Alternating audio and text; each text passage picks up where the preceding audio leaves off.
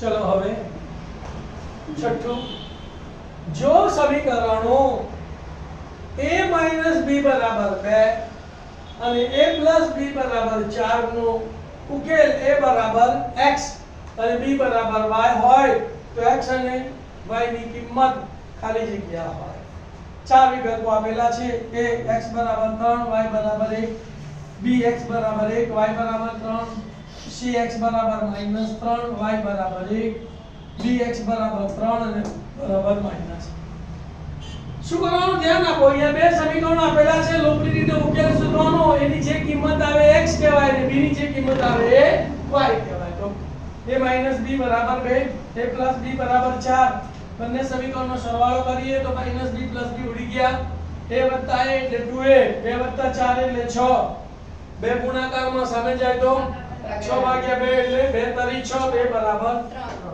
એની કિંમત પ્લસમાં મૂકી દઈએ પ્લસ વાળા સમીકરણમાં. a b બરાબર 4 એની જગ્યાએ 3 3 b બરાબર 4 3 સામે જાય તો 4 3 4 માં 3 જાય તો 1 તો b બરાબર 1.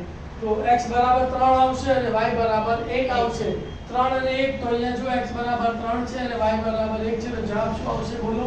a x બરાબર 3 y બરાબર 1. ક્લિયર? સાતમી ખાલી જગ્યા જુઓ. સમીકરણ વર્ગમૂળમાં 2x² + 9 બરાબર 9 ના બીજ ખાલી જગ્યા છે.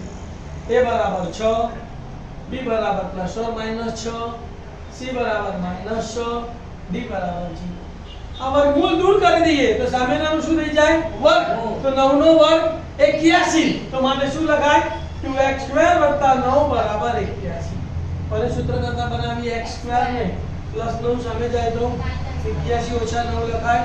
બે ગુણાકારમાં સામે જાય તો 81 - 9 ભાગ્યા 81 માંથી 9 ગયા તો 72 72 ભાગ્યા 2 એટલે 36.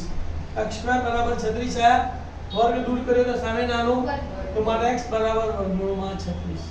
કોઈ પણ ધન સંખ્યાનો વર્ગમૂળ લઈએ તેનો જવાબ કાં તો પ્લસ આવે અને કાં તો માઈનસ આવે. તો મારે 36 નું વર્ગમૂળ 6 તો મારે x બરાબર +or -6 +or -6 શેમાં છે? b માં. તો જવાબ શું લખવાનો?